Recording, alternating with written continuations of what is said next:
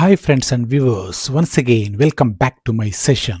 Today let us move around 10th history topic, the age of industrialization PPT. The image that you can see over here is associated with advancement of industrial development and advancement of rapid growth of industries and so on.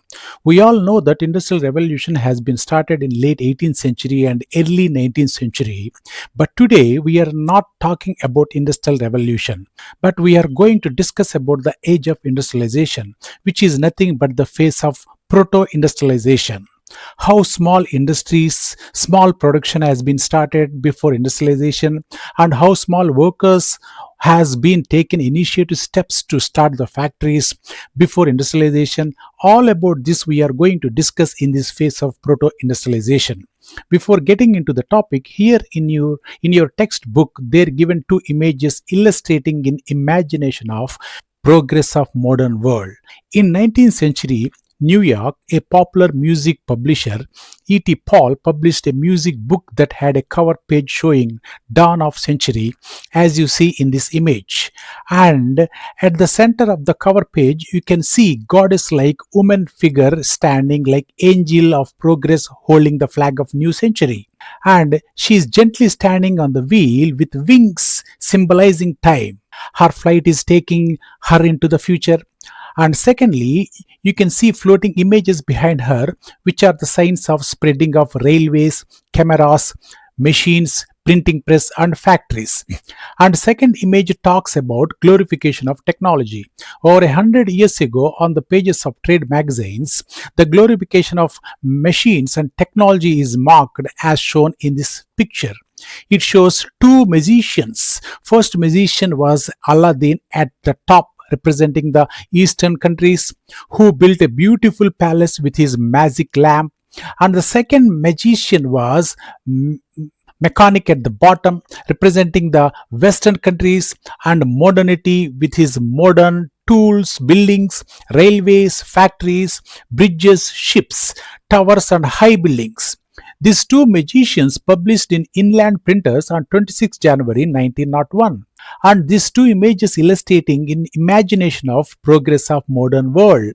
And coming to talk about what is proto-industrialization, even before factories began in England, there was a large-scale industrial production for an industrial market.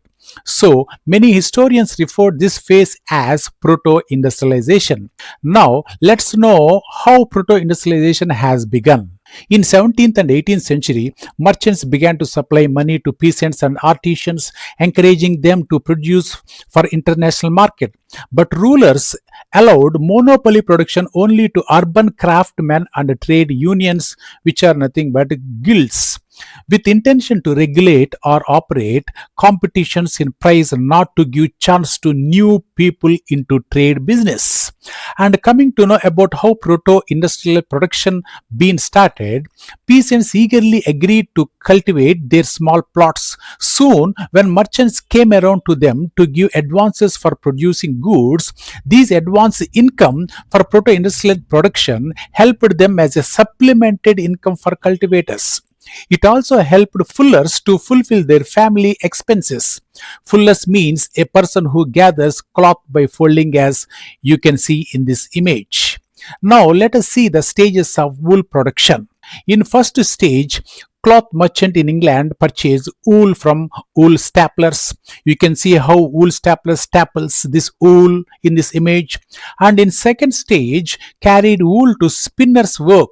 Spinning is the 18th century. Each member of the family involved in the production of yarn.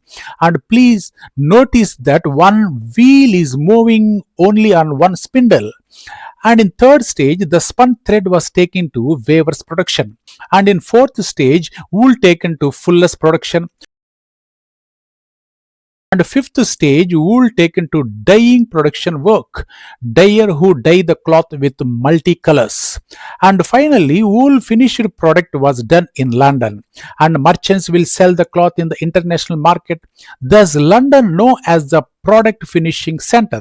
Thus, this proto-industrial system was being totally controlled by merchants, and goods were produced by family farm producers, and each stage of production has 20 to 25 workers were employed under each merchant. Thus, each merchant controls hundreds of workers over there. Now, let's watch a small AV on wool dyeing process. The night before I started dyeing with our natural dyes from the Earth Hues kit. I pre-soaked the yarn in some hot tap water with a little bit of dish soap for 30 minutes while I started preparing our Morventing. I wasn't sure if I was supposed to rinse out the soap, but I did rinse it a little bit just because I felt like that was a good idea. Then I slowly heated up the kettle until it was just below a boil, and I kept it at this temperature for about an hour.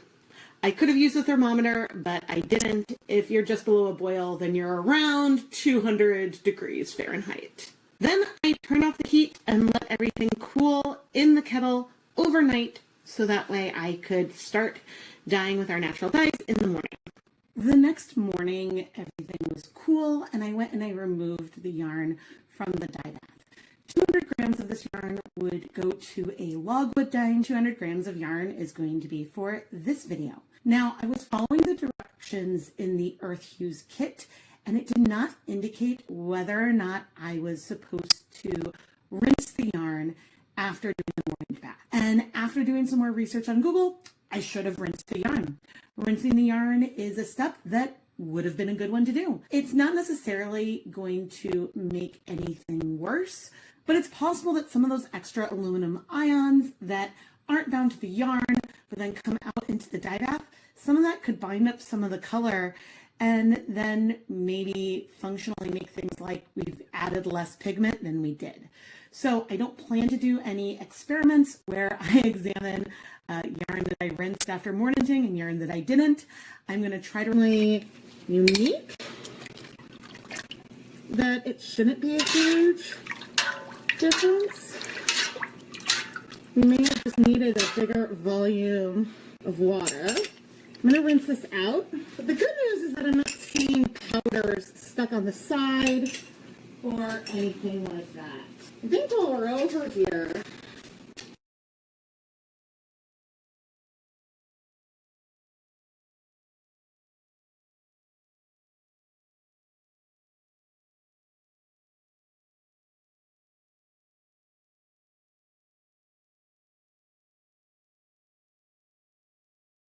Thank you for watching. Keep watching, keep learning.